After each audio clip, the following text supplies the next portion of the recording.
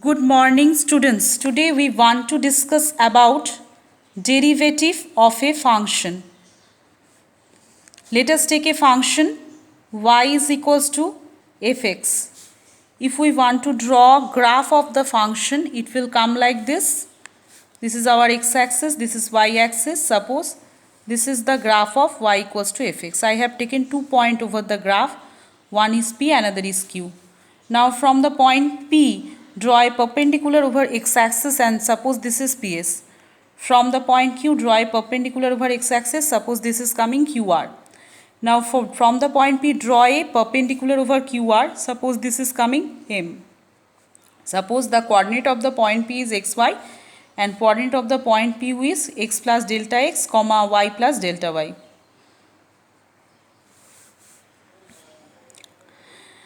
And we have drawn a perpendicular PM over QR.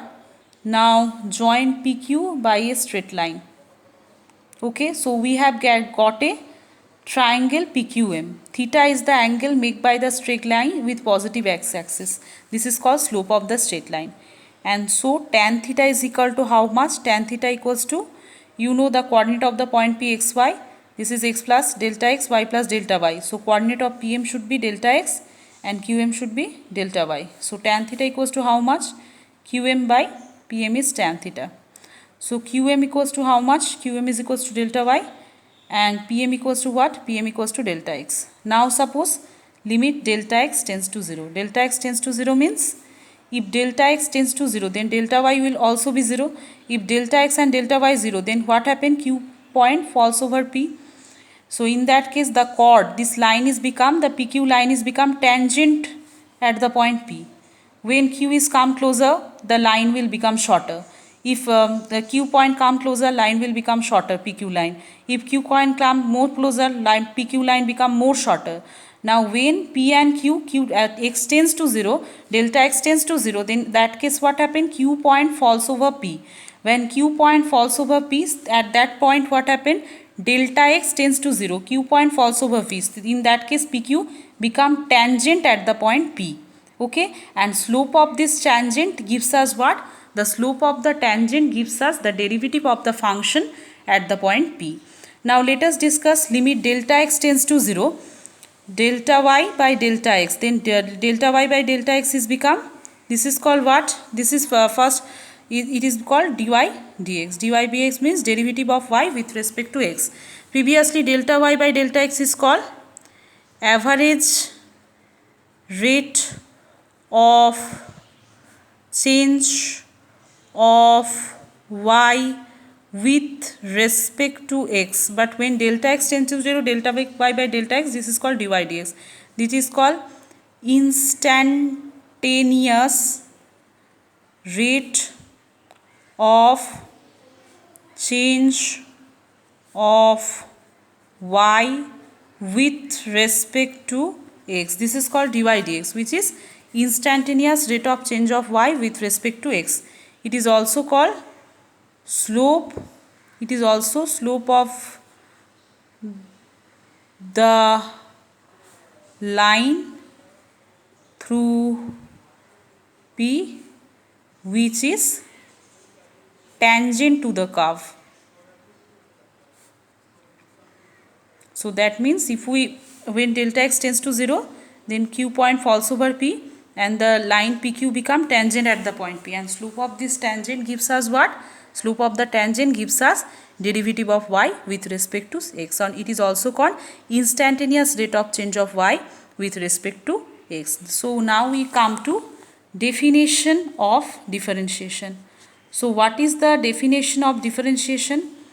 Everybody knows that. So definition of differentiation we can write like this: the derivative measures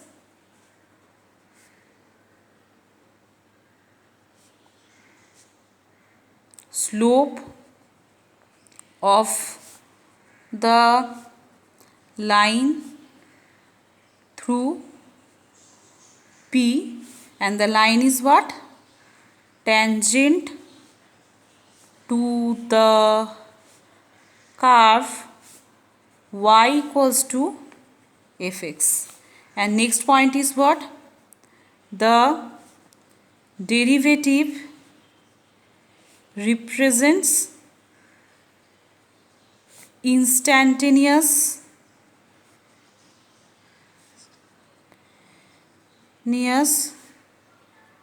rate of change of y with respect to x. Now let I am taking, let fx be a function and a point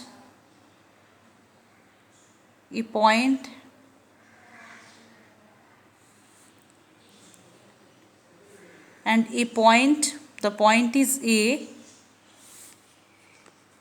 in the domain of fx if the limit, so derivative at the point x f dash a. Okay, so derivative of fx at the point a, f dash x is equal to limit h tends to 0 f of a plus h minus fa divided by h. This is the derivative of the function fx at the point a, which is represented by f dot a is equal dash a is equal to this. Now everybody see that I can take a plus h is equals to x. You know h tends to 0. That means everybody from there we will get h equals to x minus a. Now if h tends to 0, that means x minus a tends to 0. So x tends to a. So we can f dash s can also be written as limit x tends to a. I want to omit h. So what should I write? F of, instead of a plus h, I can take, suppose a plus h is equals to x. Okay, I can take a plus h is equal to x. So fx minus fa, in place of h we can write x minus a. So f dash a can also be written as limit x tends to a fx minus fa by x minus a. This is f dash a. Okay, so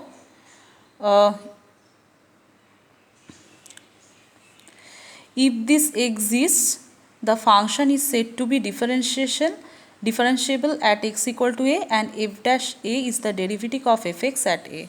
So if this exists, then we can say the function is said to be differentiable at a, and f dash a be the is the derivative of fx at a.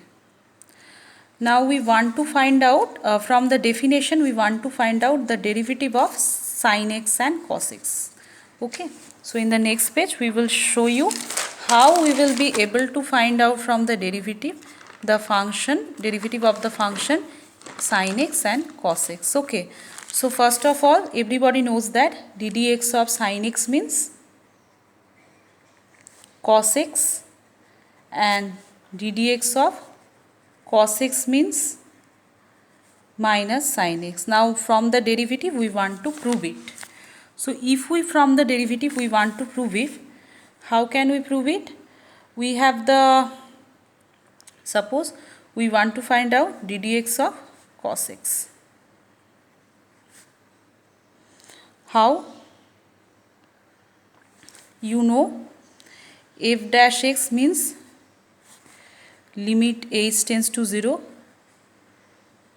f of x plus h minus fx by h, that I got from definition. So we can write it limit h tends to 0, cos of x plus h minus cos x divided by h. Now let us break it.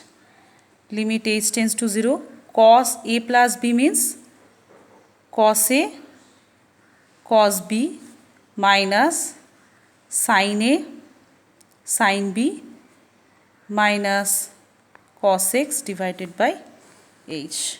Now limit h tends to 0. From the first two terms, which one is common? Okay, rearrange it. Cos x cos h minus cos x, here write sin x sin h divided by h. Now take common from the first two terms. Limit h tends to 0. If I take common cos x, it is coming cos h minus 1, and it is coming sin x sin h sin x sin h divided by h. Now everybody, I am taking cos x here, and it is coming limit h tends to 0, cos h minus 1 by h, and it is coming sin x common, limit h tends to 0, sin h by h. Everybody knows that limit x tends to 0, cos x minus 1 by x. What is the value of this? 0. So it is coming only cos x into 0. That means it is 0.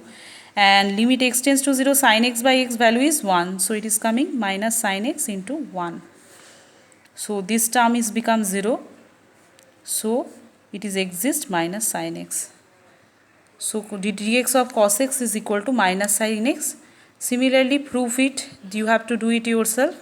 dd of x of sin x equals to what should be? This is not minus, this is just cos x. Please prove it. ddx of sin x is equal to cos x. Okay, thank you.